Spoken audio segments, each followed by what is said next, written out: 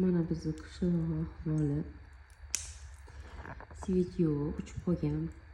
Uy sovuq. Bizda bugun havo sovidi.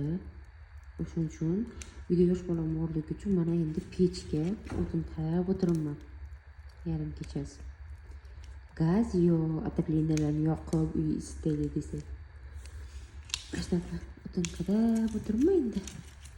Bilan issiq qilaman deb. Aksiga olib svetdan o'chib qolgan qop-qorong'i hamma joy. Qishlog'imdan, O'zbekistonimdan aylanay. Kelaverasizlar. G'irt qishloq hayotini ko'rmoqchi bo'lsanglar Mabodoga. Balkim shaharda sharoit zo'rdir, lekin bizda ahvol mana o'zi yaqindagina yongandi. 3 kun bizda svet yo'q bo'ldi. Rovna 3 kun, 3 kundan ham ortiq даже.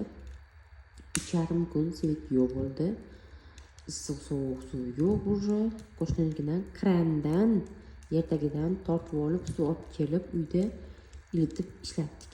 Havo sovuq, kuchli anaqa bo'lgani uchun u kuni ham pech yoqqandi. Mana bugun ham o'sha ahvol va yana o'sha gap, что bizda svet yo'q. O'tiramiz endi. Shunisiga ham alhamdulillah hajab yoqishga o'tinimiz bor.